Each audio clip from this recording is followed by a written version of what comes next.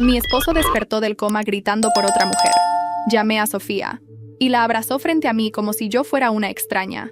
Me quedé al lado de la cama del hospital de mi esposo, Emiliano, aunque él estaba completamente desorientado. Gritó con fuerza. ¿Dónde está mi esposa? ¡Llamen a mi esposa ya! Sus amigos se acercaron a la cama, bromeando entre ellos. ¡Miren quién volvió! ¡Todo enamorado! Ese ya es todo de ella, mano. Siempre estuvo loco por ti. Se le notaba de lejos. Siempre decían que él me adoraba. Sonrojada, me acerqué con una sonrisa tímida, sintiendo ese alivio que se siente cuando lo peor ya pasó. O al menos eso creí. Tomé su mano con cuidado y le susurré bajito, tratando de calmarlo. Ya estoy aquí, amor. Pero para mi sorpresa, Emiliano frunció el ceño, retiró la mano con brusquedad y me miró como si fuera una completa desconocida. ¡Lárgate! Mi esposa es Sofía. La habitación, que segundos antes estaba llena de risitas y comentarios, cayó en un silencio incómodo. Después de lo que dijo Emiliano, sus amigos se quedaron todos callados, sin saber dónde mirar, como niños atrapados haciendo algo prohibido. Los miré uno por uno, y todo se volvió dolorosamente claro. Ellos ya sabían lo de Sofía. En ese momento me sentí una completa idiota. Esa dulzura, esa timidez con la que me había acercado, ¿qué tan patética y ridícula debía haber parecido para ellos?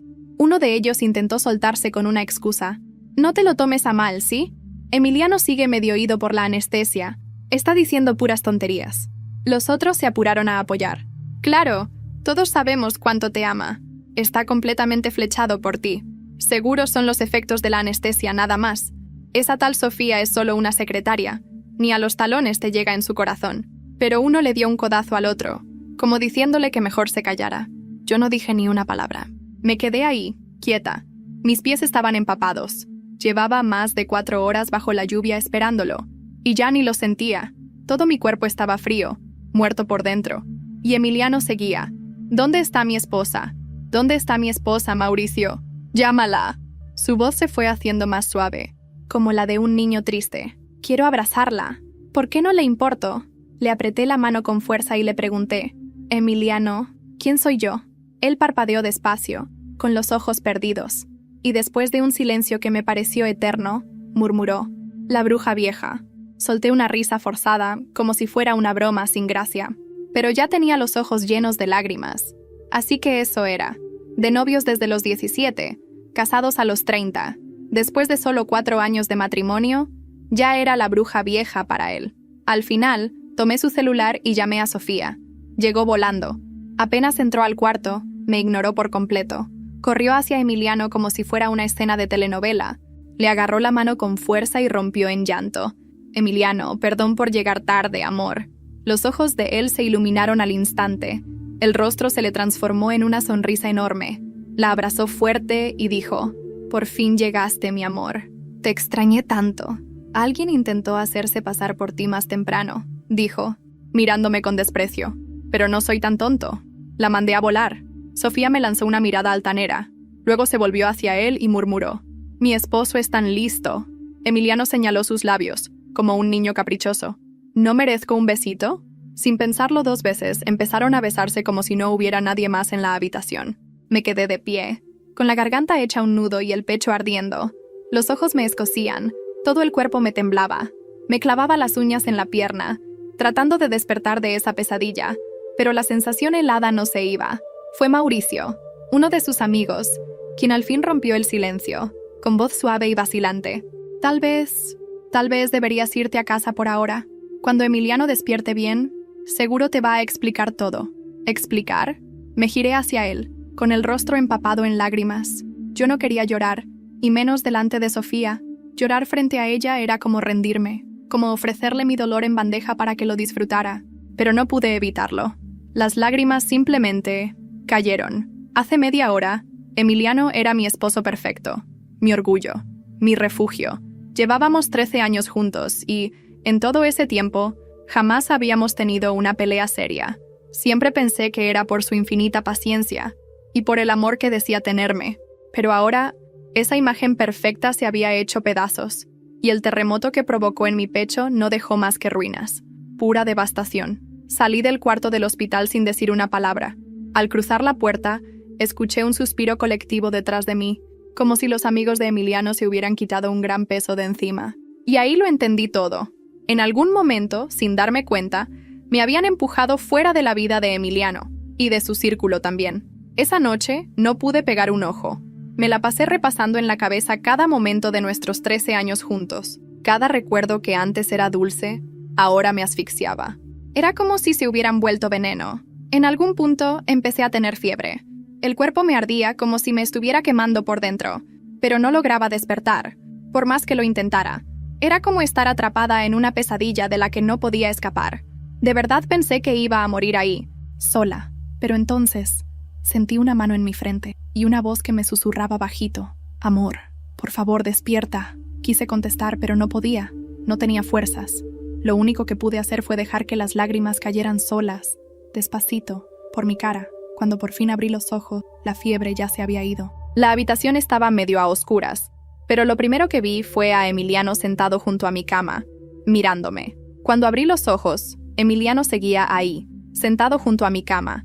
Me observaba en silencio, como si intentara leerme, como si pudiera borrar con una mirada todo lo que había dicho días antes. Amor, susurró. Apenas vi que mis párpados se movían. ¿Estás mejor? Quise levantarme, pero el cuerpo aún me pesaba como si llevara cemento en los huesos. No contesté, solo lo miré, y aunque él sonreía, algo en sus ojos estaba torcido, como si nada de lo que pasó hubiera sucedido, como si yo fuera la loca que había imaginado todo. ¿Recuerdas lo que pasó en el hospital?, le pregunté con voz ronca. Frunció el ceño, se hizo el confundido. ¿A qué te refieres? Te desmayaste, tenías fiebre, pero ya pasó, estás conmigo. Me acarició la mano, como si eso bastara para borrar las palabras que me había dicho cuando gritaba por Sofía. Le solté la mano con suavidad. No era una reacción dramática. Solo no podía. Algo dentro de mí se quebraba cada vez que su piel tocaba la mía. Tú no gritabas por mí. Me llamaste bruja vieja. Él desvió la mirada. No sé de qué hablas. Estaba confundido, babeando por la anestesia. Decía tonterías. Lo sabes. No lo sabía. Y tampoco lo creía. Lo más perturbador era ese tono condescendiente. Como si me estuviera calmando. Como si yo fuera una niña histérica. Pasaron 2 días. Me dieron de alta y regresamos a casa. O a lo que quedaba de ella. Todo seguía en su lugar. Los retratos en la pared, las plantas que solía cuidar, la taza con mi nombre que me regaló en nuestro 3er aniversario. Pero yo ya no cabía ahí. Yo no pertenecía a esa escena. La primera noche, apenas cenamos en silencio. Él quiso sentarse a mi lado en el sofá, encender la tele y hablar de banalidades. ¿Recuerdas cuando vimos esta película por primera vez? Fue en Guadalajara. Llovía un chingo. Rió como si realmente esperara que yo compartiera esa risa. Me levanté. No aguantaba más. ¿Dónde está Sofía? El silencio se volvió pesado, como si el aire se volviera plomo. No sé, no importa. Claro que importa. Tú la abrazaste delante de mí, la llamaste mi esposa. Me humillaste.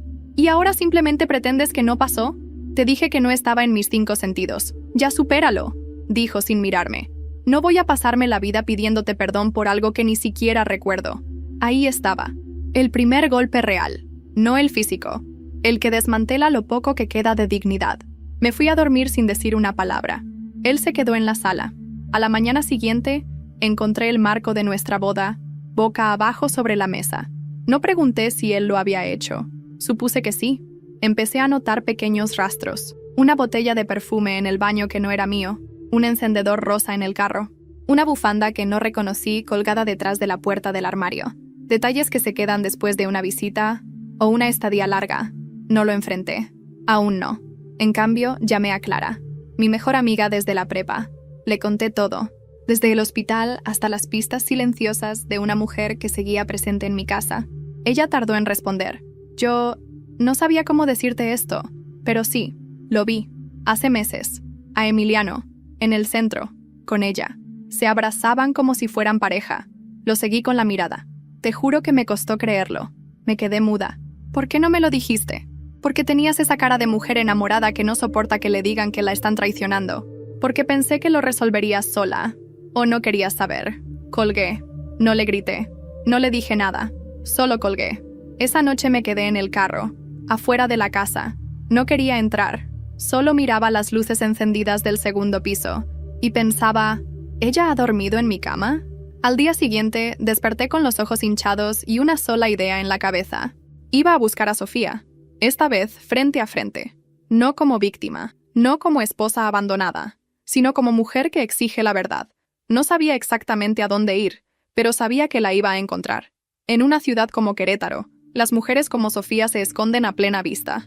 En cafés elegantes, en coworkings con aroma a vainilla y pantallas de Mac brillando como vitrinas. La busqué en redes sociales. Había borrado todo lo que tuviera que ver con Emiliano, pero su vida digital aún tenía rastros. En una foto en un rooftop, un edificio reflejaba el logotipo de la empresa de diseño donde trabajaba. Lo reconocí porque Emiliano me lo había presumido una vez, como si fuera una joya que había conseguido para su equipo. Fui hasta allá. No tenía cita, ni plan, ni vergüenza. Solo un impulso que me quemaba por dentro. Me presenté en la recepción con voz seca. Busco a Sofía. ¿Le puedes decir que su compañera está aquí? La recepcionista levantó las cejas, pero no dijo nada. Llamó por el interno. Tardó 10, 15 minutos. Justo cuando pensé que no vendría, la vi bajar las escaleras con esa seguridad que tienen las mujeres que creen haber ganado. El cabello lacio perfecto, la ropa sin una arruga, los tacones que golpeaban el suelo como si marcaran territorio. Me miró de arriba a abajo, como si intentara medir cuánto me dolía estar ahí. No me esperaba esta visita, dijo cruzándose de brazos. Yo tampoco, pero aquí estamos, le respondí. Me temblaba una pierna, pero no el tono. ¿Qué quieres? La verdad. Sofía soltó una risa baja, sin alegría. ¿Y si te la doy, qué vas a hacer con ella? ¿Llorar más? ¿Publicar algo en Instagram? ¿Perdonarlo? ¿Volver con él como si nada? Su descaro me apuñaló directo al orgullo, pero no me quebré. Solo quiero saber si todo lo que viví fue una mentira. Si mientras yo creía tener un hogar, ustedes construían el suyo sobre mis ruinas. Ella se acercó un poco más, bajó la voz. Empezó hace más de un año, Zo. Él te mencionaba como una especie de peso muerto, alguien a quien debía cuidar por lástima. Yo no lo buscaba, ¿sabes? Él fue el que vino a mí, y me decía que te estabas volviendo amargada, controladora, una carga emocional. Me dolieron esas palabras, no por lo que significaban, sino por saber que Emiliano las había dicho con tanta facilidad. ¿Y tú? Pregunté. ¿Nunca te sentiste sucia acostándote con un hombre casado? No, porque en mi cabeza él ya no lo era. Tú eras solo una ex que aún no había empacado sus cosas. Sus palabras fueron un tiro limpio, pero no sangré. No ahí. Qué conveniente, qué fácil ser la otra cuando se vive en la mentira que él construyó para ustedes dos. Ella me sostuvo la mirada. No vengas a hacerte la mártir ahora. Emiliano eligió, y no te eligió a ti. Ya supéralo. Me giré para irme, pero antes de dar el último paso, le dije, tal vez no me eligió, pero algún día verás que no valía la pena que yo me deshiciera por alguien tan cobarde. Salí de ahí temblando, pero erguida. No fui a casa. Fui a caminar por las calles del centro. Me perdí entre los puestos, la música callejera, los turistas, el olor a elote y a gasolina. Necesitaba volver a sentir que existía por mí misma. Al llegar a casa, Emiliano estaba en la cocina. Preparaba pasta, como si todo fuera normal. «¿Fuiste a verla?», dijo sin siquiera girarse. No contesté. Solo me quité el abrigo y me senté en el sofá. Él puso el plato frente a mí. Su gesto era casi amable. Una escena de pareja común. Pero cuando me miró a los ojos, vi esa chispa, esa necesidad de control que me recordaba por qué estaba rota. Ella te dijo lo que querías escuchar, ¿verdad? Que soy el villano, el mentiroso. ¿Ahora te sientes mejor? No, dije, sin levantar la voz. Pero ya no me siento confundida. Y eso es un avance. Nos quedamos en silencio. La televisión sonaba de fondo. La salsa burbujeaba en la olla. Pero algo en el aire cambió.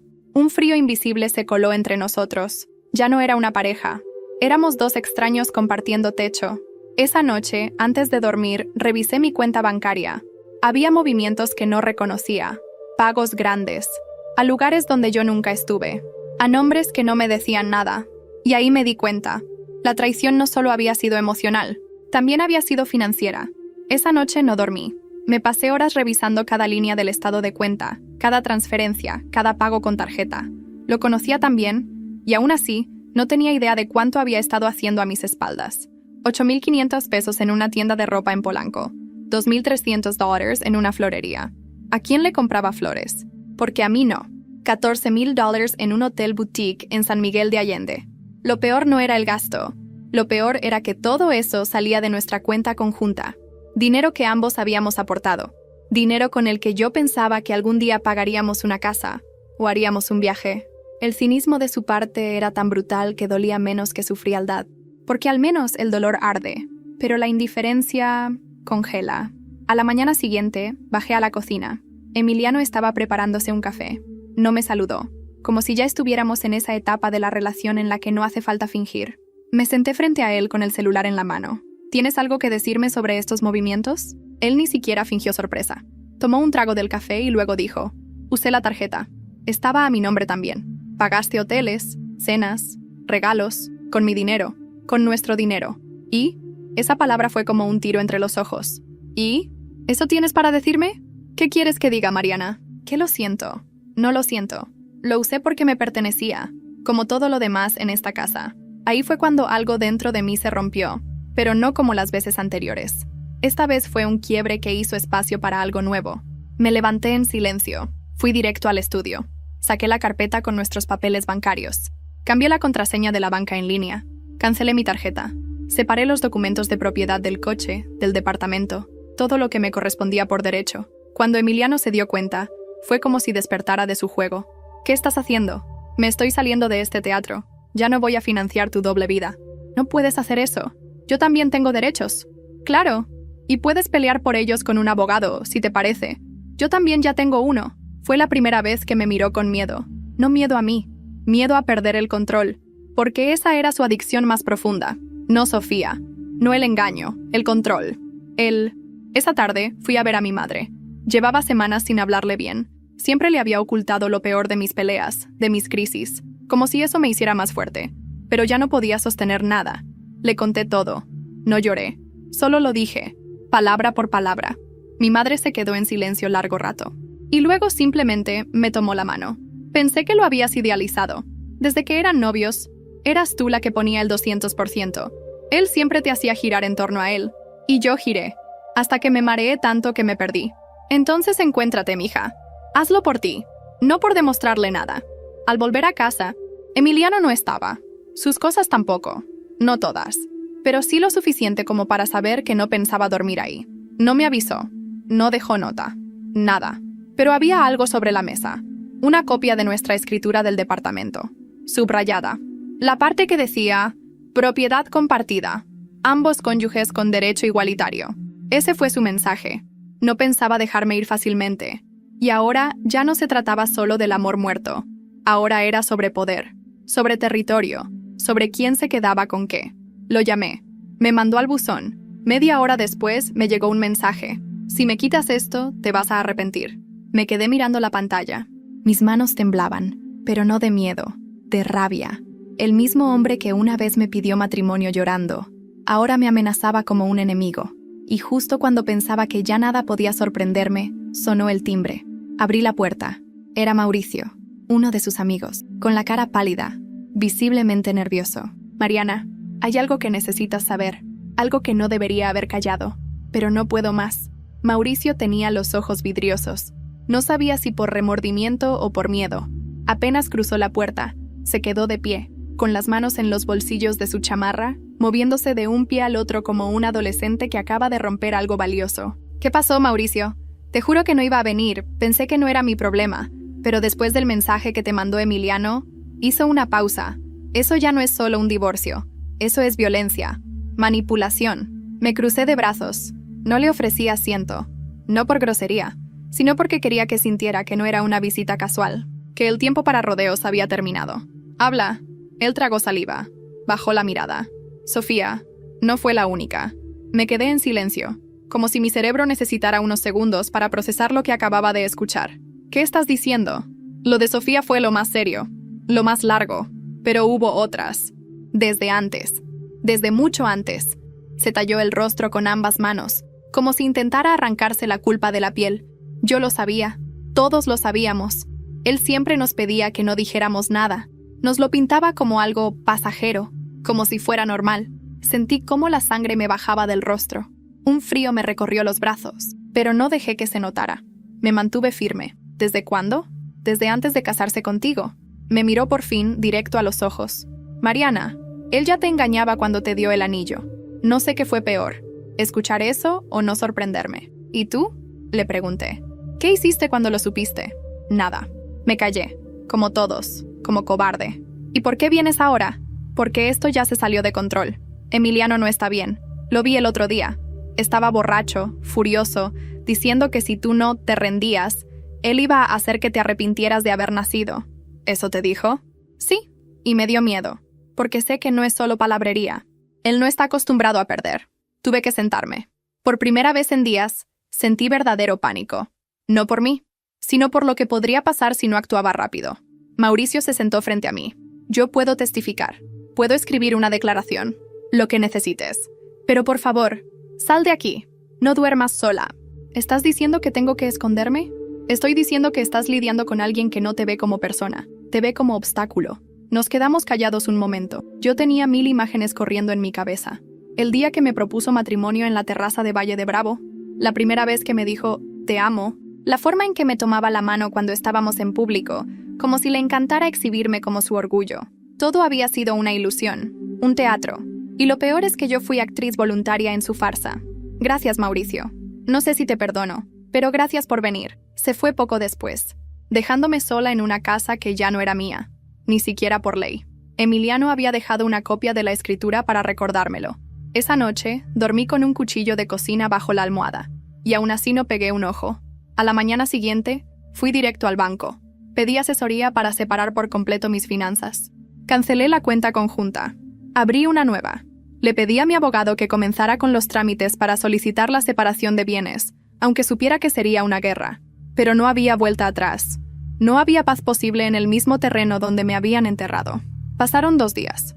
Y justo cuando estaba saliendo del trabajo, me llamaron del despacho de mi abogado. Mariana, tenemos un problema. ¿Qué pasó? Emiliano presentó un documento firmado por ti, en el que supuestamente cediste tu parte del departamento hace 6 meses. Eso es mentira. Nunca firmé nada. Lo sabemos. Pero el documento tiene tu firma. O algo que se le parece mucho. Vamos a necesitar hacer un peritaje. Colgué con las manos heladas. Emiliano no solo me había traicionado, humillado y robado. Ahora me había falsificado. La primera vez que fui a una delegación a denunciar algo, tenía 22 años. Me habían robado la bolsa en el transporte público. Estaba temblando, nerviosa, repitiendo todo 1000 veces como si nadie fuera a creerme. Ese día me prometí que nunca más iba a dejar que me trataran como si exagerara mi dolor. Esa promesa volvió a mí mientras caminaba por el pasillo del edificio judicial de Querétaro. Esta vez no venía por una bolsa. Venía a recuperar mi nombre. Mi abogado me esperaba en la sala. Un tipo delgado, de voz suave pero firme. Me explicó los pasos del peritaje grafológico, el proceso para impugnar el documento y la posibilidad de una demanda por falsificación. Si logramos demostrar que la firma fue falsificada, no solo invalidamos el documento, sino que podemos denunciar penalmente. Pero Mariana, tienes que saber que esto puede escalar. Emiliano no se va a quedar de brazos cruzados. Lo sé, pero si dejo pasar esto, ¿qué sigue? ¿Me va a inventar una deuda? ¿Va a decir que le debo dinero? Ya no estoy dispuesta a seguir cediendo. Entonces prepárate, porque esto va a doler más antes de empezar a sanar. Salí de ahí con una carpeta llena de documentos, y con la sensación de que el suelo bajo mis pies se estaba hundiendo, pero esta vez yo sabía nadar. Pasaron días. No dormía bien. Me despertaba cada madrugada con la mandíbula apretada, el corazón acelerado, sudando como si acabara de correr una maratón. Una noche, mientras revisaba correos, me llegó una notificación de redes sociales. Sofía había subido una historia. No la seguía, pero una amiga me había mandado la captura. En el video, se veía a Emiliano en un restaurante de lujo, brindando con ella. La descripción decía, por ti, por nosotros, por nuestra casa, mi departamento. Sentí como se me revolvía el estómago. Lloré, sí, pero no de tristeza. Lloré de rabia, de impotencia, de hartazgo. Al día siguiente fui a recoger los resultados del peritaje. El experto me entregó el informe y me miró con una mezcla de pena y respeto. La firma no es suya, es una imitación, pero mal ejecutada. Podemos probar que fue falsificada. Me temblaban las manos al recibir ese documento. No solo porque probaba que yo decía la verdad, sino porque tenía algo con lo cual defenderme finalmente. De camino a casa hice una parada. Entré a un cibercafé. Imprimí copias del documento y redacté una carta. Una especie de confesión pública, dirigida a mí misma, pero con nombre y apellido. Contaba lo que había vivido, lo que había callado, y lo que ya no iba a tolerar. La subí a mis redes con una sola frase al final. No tengo miedo, tengo pruebas. En menos de una hora, comenzaron a llegar los mensajes, algunos de apoyo, otros de sorpresa. Incluso mujeres que ni conocía empezaron a compartir mi historia. Me convertí en algo que no buscaba, una advertencia. un espejo para muchas. Pero entre todos los comentarios, uno me heló la sangre. Una cuenta anónima, sin foto, sin seguidores. Solo decía, ten cuidado, Emiliano no tiene límites, Sofía tampoco. Me quedé mirando esa frase como si fuera una amenaza escrita en un muro. Me imaginé mil cosas, pero lo que no esperaba era lo que realmente venía. Esa noche, tocaron a mi puerta. Tarde. Demasiado tarde para que fuera algo normal. Me acerqué con cautela. Miré por la mirilla. Era Clara, mi mejor amiga. La misma que me había ocultado cosas. Estaba despeinada, llorando, visiblemente alterada. Abrí sin decir una palabra. Lo siento, Mariana. No sabía a quién más acudir. Me llamaron del trabajo. Me dijeron que Emiliano fue a verme. Que estaba exigiendo saber cosas tuyas. Que amenazó con sacar todo a la luz si no cooperaba. ¿A qué se refiere con todo?, pregunté. Ella bajó la mirada. Hay cosas de tu pasado, cosas que tú me contaste solo a mí, cosas que podrían usarse en tu contra si alguien las retuerce. Me quedé de piedra. El frío me mordía los pies descalzos. ¿Y tú qué hiciste? Nada. Me fui. Pero ahora tengo miedo, porque si vino por mí, no sé a quién más va a buscar. Esa noche, le ofrecí quedarse. Dormimos en silencio, las dos, en el suelo de la sala, como dos mujeres que entienden que el enemigo ya no está solo afuera, sino dentro de los círculos que creíamos seguros. Y fue ahí, en esa madrugada, que decidí que no iba a pelear esta guerra sola. Iba a exponerlo. Todo.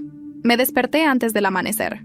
Clara dormía a mi lado, abrazada a una cobija que no alcanzaba a taparle los pies. Tenía el rostro tranquilo, como si hubiera encontrado un momento de tregua. Pero yo no.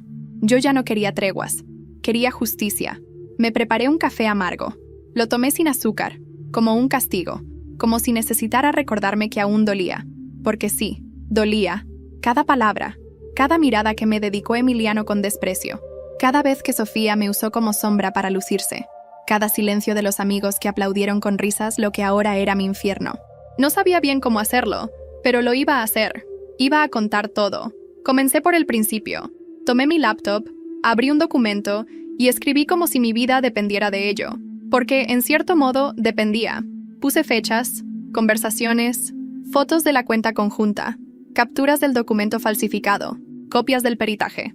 Pero sobre todo, puse emociones. Escribí con el corazón expuesto. Conté cómo se siente despertarte al lado de alguien que te ve como un estorbo. Cómo se vive sabiendo que el amor que juraron fue solo una excusa para no estar solos, no para estar juntos. Lo publiqué en mi cuenta con el mismo título de la carta anterior. No tengo miedo, tengo pruebas. Pero esta vez, adjunté los documentos. Nombres, lugares, datos. Y lo más importante, no etiqueté a Emiliano. No lo busqué. Solo dejé que la verdad hablara sola. En menos de 3 horas, el post se volvió viral. El mensaje se regó como pólvora en un cuarto cerrado. Me empezaron a seguir mujeres que no conocía. Otras me escribieron en privado. 2 de ellas, sí, 2 mujeres diferentes, me confesaron que también habían salido con Emiliano mientras él aún estaba casado conmigo. Una incluso me mandó fotos, mensajes, audios. Escuchar su voz diciéndole a otra, «Yo no amo a mi esposa, solo es buena compañera», me revolvió las entrañas. Eran más de las que imaginaba. No sé si las amaba. Tal vez no amaba a ninguna. Tal vez solo se amaba a sí mismo. Pero cada historia que leía, cada pedazo de vida que me llegaba por mensaje directo, me reafirmaba una cosa. Él nunca fue quien decía ser. Y yo nunca fui la única. Solo fui la legal. Clara me ayudó a organizar todo. Ella, con sus dedos temblorosos y su voz baja, me pidió perdón una vez más. No por lo que sabía, sino por no haberme sostenido cuando más lo necesitaba. Yo tenía miedo, me confesó. Pensé que si te decía la verdad, me ibas a alejar. Pero ahora veo que ya estabas sola desde mucho antes de enterarte. Sí, le dije. Estaba sola desde que me acostumbré a amar a alguien que solo me necesitaba como decorado. Esa tarde fui citada en la delegación. Sofía me había denunciado por difamación. La ironía. Yo, la esposa abandonada, traicionada, robada. Ahora era la que tenía que defenderse por contar la verdad. Mi abogado me tranquilizó. Ellos están perdiendo el control. Denunciarte fue un error. Solo están empujando más atención al caso. Y si ganan, no lo harán. Tenemos las pruebas. Pero prepara el rostro, porque la tormenta va a escalar. No se equivocó. Al día siguiente, un sitio local de noticias publicó una nota. Mujer denuncia falsificación y traición con documentos públicos. ¿Hasta dónde puede llegar una doble vida? Sin nombres. pero con suficientes pistas para que quienes conocían a Emiliano supieran que era él. Me llegó un mensaje suyo, el primero en días. Te pasaste, vas a pagar esto. Lo ignoré, lo bloqueé. Pero esa noche, al regresar a casa, encontré la puerta entreabierta. Mis piernas se congelaron. Entré lentamente, sin hacer ruido. Todo estaba en su lugar, menos una cosa.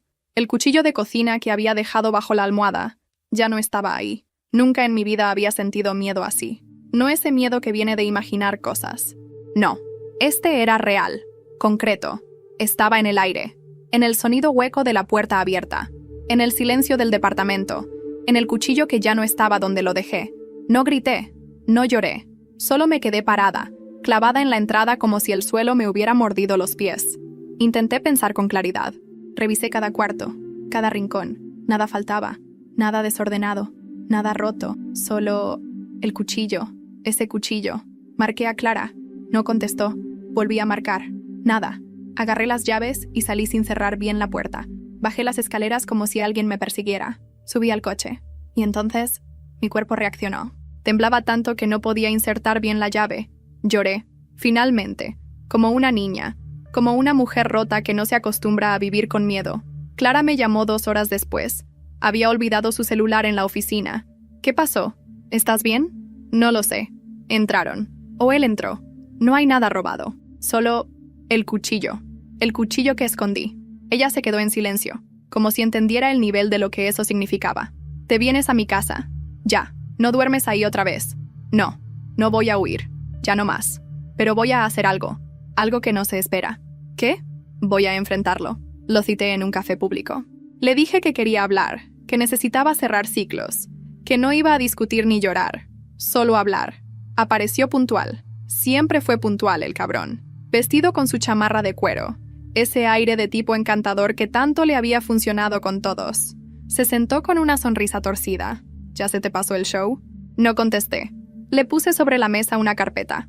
Aquí está la demanda por falsificación, y también las pruebas. Vas a recibir una notificación esta semana. Podrías terminar en prisión si un juez lo ve como intento de fraude. Le cambió el gesto. Su cara se endureció. ¿Y tú qué ganas con esto? Nada. No se trata de ganar. Se trata de que ya no me vas a pisar más. ¿Y si me arrestan? ¿Te vas a sentir bien? ¿Vas a dormir mejor?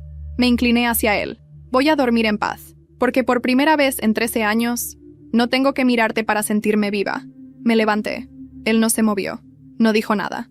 Salí del café temblando. Sí, pero con el alma erguida. Esa noche, ya de vuelta en casa de Clara, ella me enseñó algo que me paralizó. Te llegó esto. Era un sobre sin remitente. Dentro, había solo una foto mía, tomada desde afuera de mi edificio.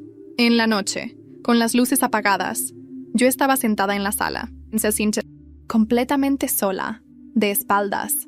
Clara cubrió su boca con la mano. Esto es una advertencia. Él te está vigilando. No sabía si era Emiliano. No tenía pruebas. Pero todo apuntaba a él. Y aunque cada parte de mi cuerpo quería huir, esconderse, borrarse del mapa, supe que había una única salida posible. Llevar esto al límite, denunciar, exponer, defenderme. Pero antes, tenía que protegerme físicamente. Y esa misma noche lo decidí. Iba a salir de Querétaro. No para huir, sino para tomar distancia y volver más fuerte. Y fue entonces que Clara, casi en un susurro, me dijo: «Hay alguien con quien puedes hablar. Una ex de Emiliano, de mucho antes que tú. Me la encontré en Facebook. También pasó por algo parecido. Y dice que sabe cosas». Me quedé helada. ¿Qué cosas? Clara solo respondió: «Cosas que pueden destruirlo». 3 días después, estaba sentada en una cafetería de San Miguel de Allende, esperando a Daniela, una mujer que, según Clara, había tenido una relación con Emiliano años antes de que él y yo siquiera comenzáramos a salir.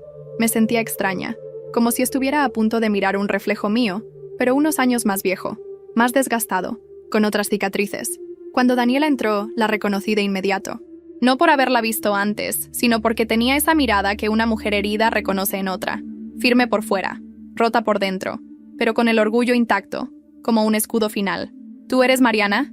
Asentí. Se sentó frente a mí y pidió un té. Yo no dije nada. Esperé. No pensé que algún día iba a volver a hablar de él. Empezó. Pero cuando Clara me explicó lo que estás viviendo, supe que tenía que hacerlo. Porque Si alguien me hubiera advertido a mí, tal vez me habría ahorrado años de vergüenza. Me mantuve en silencio.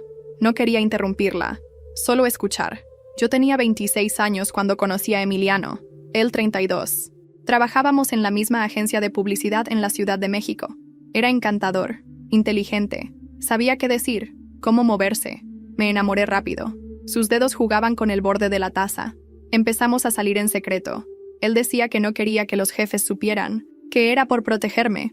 Me hizo sentir especial, elegida. Pero a los pocos meses, todo empezó a torcerse. Cambió las contraseñas del correo compartido. Me revisaba el celular. Se molestaba si salía con amigas.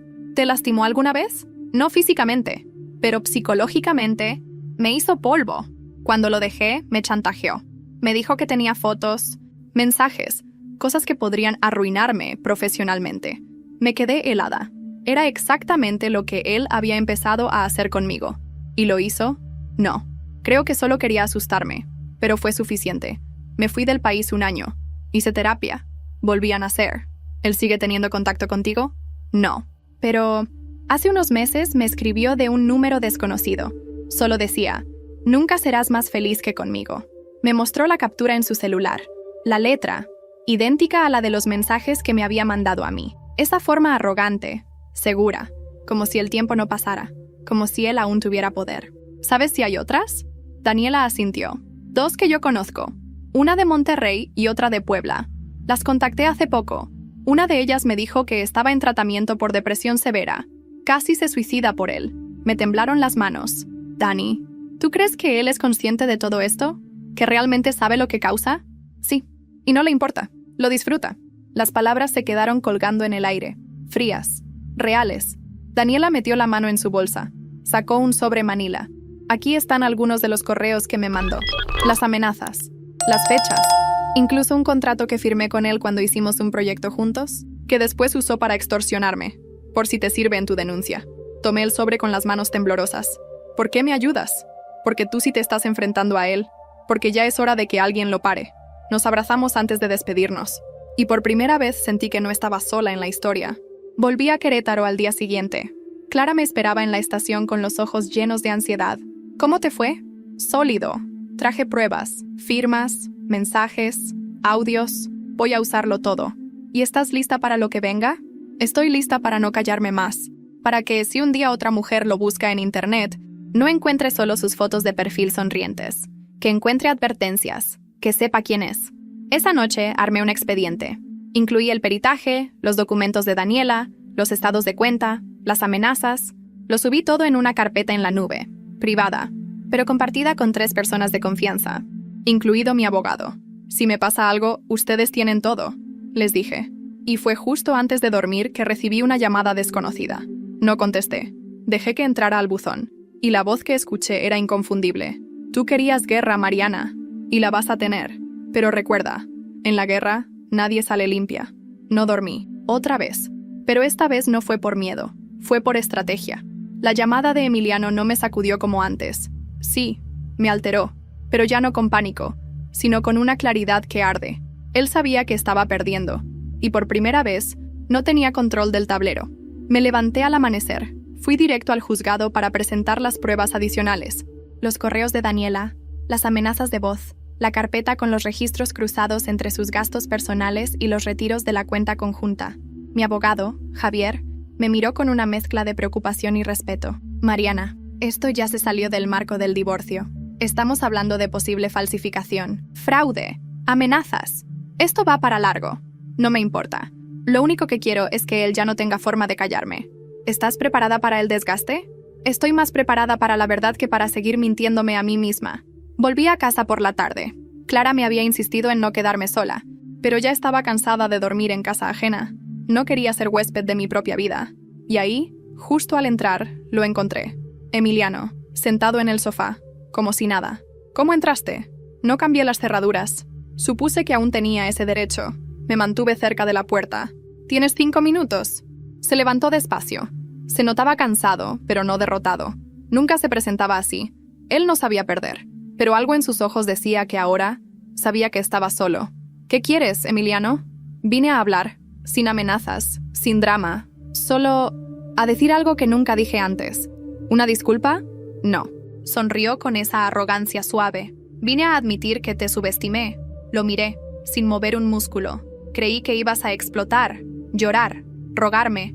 Y sí, al principio lo hiciste. Pero lo que hiciste después, eso no me lo esperaba. No me halagues. No es un halago que venga de ti.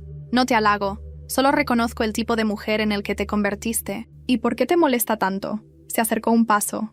No lo suficiente para asustarme, pero sí para que el aire se volviera denso. Porque ya no puedo manipularte. Y eso, Mariana, es imperdonable. Me quedé en silencio. No por miedo, sino por decisión. No iba a gastar una sola palabra más en explicarle por qué era tarde para todo. Él miró alrededor, como quien despide un lugar que ya no le pertenece. ¿Sabes? A veces me pregunto si te llegué a amar de verdad. Pero la verdad es que ni siquiera sé bien qué significa eso. Lo sé. Por eso te vas a quedar solo. Salió sin decir nada más. Y yo me quedé de pie, temblando, pero de alivio. 2 días después me llamaron de la fiscalía. La denuncia había sido aceptada formalmente. Emiliano tendría que presentarse ante el juez en las próximas semanas. El proceso estaba en marcha. Ya no había marcha atrás. Y justo cuando creí que lo había visto todo, Clara me llamó, alterada. Acaba de salir una publicación. De Sofía. Tienes que verla. Entré a su perfil. Ya no era privado. Estaba lleno de mensajes de odio, comentarios de mujeres compartiendo mis publicaciones, atacándola por lo que sabían. Y ahí, en una de las historias destacadas, había un mensaje nuevo. Me equivoqué. No era amor. Era ego. Me usaron. Y ahora entiendo por qué. Lo siento, Mariana. Un simple mensaje. Pero no inocente. No altruista. Sofía estaba rompiendo con Emiliano. Y lo estaba haciendo públicamente. El mismo hombre que me acusó de inventar todo, ahora tenía a su cómplice retirando su lealtad frente a todos. Y en cuestión de horas, un nuevo mensaje llegó a mi bandeja. Necesito hablar contigo. Hay cosas que no sabes, y que podrían acabar con él para siempre. Era de Sofía. Nunca pensé que me sentaría frente a Sofía otra vez, mucho menos en un parque, sin cámaras, sin abogados, sin testigos. Solo nosotras. 2 mujeres que alguna vez giraron alrededor del mismo sol envenenado. Ahora, solo 2 cuerpos cansados de pelear con la sombra de un mismo hombre. Llegó con el rostro limpio, sin maquillaje. Se veía más delgada. No en sentido físico, más bien emocionalmente desnutrida. Como si por fin hubiera comprendido el precio de vivir en un espejismo. «Gracias por venir», dijo, sentándose con lentitud en la banca. «No lo hice por ti», respondí. «Vine porque quiero cerrar esto». Sofía asintió, con los ojos vidriosos. «Te juro que pensé que me amaba, o que podía amarme eventualmente. Me decía que tú eras el error, que yo era la oportunidad. Y como idiota, le creí». No respondí. No por falta de palabras, sino porque no necesitaba escuchar una confesión tardía. Pero algo en su voz me obligó a quedarme. Cuando empezó todo el escándalo, se volvió loco. Me gritaba, me culpaba. Me decía que todo era culpa mía por no callarme, que tú me habías ganado porque yo lo traicioné. Pero Mariana, ahí fue cuando rompió. Él tenía fotos tuyas, videos, grabaciones, cosas de hace años. Me las mostró. Me dijo que si las necesitaba, las usaría. Que nadie te iba a creer si él mostraba cómo eras cuando llorabas como niña, o cuando te arrodillabas en sus peleas. Sentí un frío recorrerme. No era sorpresa, era confirmación. Quería destruirte, continuó. Y me di cuenta que yo era solo un medio para lograrlo. Nunca me quiso, solo me usó para desarmarte. Me estiró un sobre. Aquí está todo lo que tengo. Copias de los mensajes, videos, capturas, audios. No quiero tener nada que ver con él. Lo bloqueé. Lo denuncié también. Me siento sucia, vacía, pero quiero ayudarte, aunque sea al final. Tomé el sobre y respiré hondo. ¿Sabes lo peor?, le dije mirándola a los ojos. Que tú y yo nunca tuvimos que ser enemigas. Él nos puso en esa posición, y nosotras jugamos su juego. Ya no más, murmuró. Nos despedimos sin abrazo, sin palabras bonitas, solo con un último cruce de miradas que decía todo. Estamos vivas. Estamos reconstruyéndonos. A pesar de él, ese sobre fue la pieza final. Con eso, mi abogado logró armar un caso sólido. Emiliano fue citado a declarar por falsificación de documentos, violencia psicológica, amenazas, manipulación digital y, con las nuevas pruebas, invasión a la privacidad. Las audiencias comenzaron un mes después. Él llegó vestido de traje, con su sonrisa de siempre. Pero la sala no era una fiesta, y las pruebas eran innegables. Fue condenado a una pena corta, pero firme. 3 años con posibilidad de libertad condicional. Multa. Y antecedentes. El hombre que se creía invencible terminó con la cabeza gacha. Emiliano salió a los 8 meses. Nadie lo recibió. Ninguno de sus antiguos amigos le abrió la puerta. Intentó demandarme por difamación. No prosperó. Cambió de ciudad. Vive en Puebla ahora, según me dijeron. Trabaja como freelance. Ya no sonríe igual en las fotos que sube. Sofía desapareció de redes. Se fue a vivir con su hermana en Guadalajara. Abrió un blog anónimo sobre relaciones tóxicas. Me sigue desde una cuenta que no lleva su nombre. A veces deja likes silenciosos. Nunca más volvimos a hablar. Clara sigue siendo mi hermana del alma. Nunca más hubo secretos entre nosotras. Me acompañó a cada audiencia. Me ayudó a reconstruir mi vida con una paciencia que todavía me conmueve. Mauricio me escribió un año después. Se disculpó. No por lo que supo, sino por haberme fallado. Le dije que lo entendía, pero también le dije que ya no tenía lugar en mi vida. Yo me mudé. Cambié de ciudad. Cambié de corte de cabello. Cambié de rutina. Me fui a vivir sola a San Luis Potosí. Empecé a trabajar como consultora independiente. Tomo café por las mañanas sin que nadie me diga cómo me gusta. Camino descalza por mi casa. Leo en voz alta si quiero. Me enamoré. No de alguien más. De mí. De la mujer que renació en las ruinas de una mentira. De la voz que antes temblaba y ahora responde. Del silencio que ya no duele. No tengo miedo. Ya no más. Y si alguien me pregunta qué aprendí de Emiliano, contesto simple. Aprendí a nunca volver a entregarme entera a alguien que no me ve completa.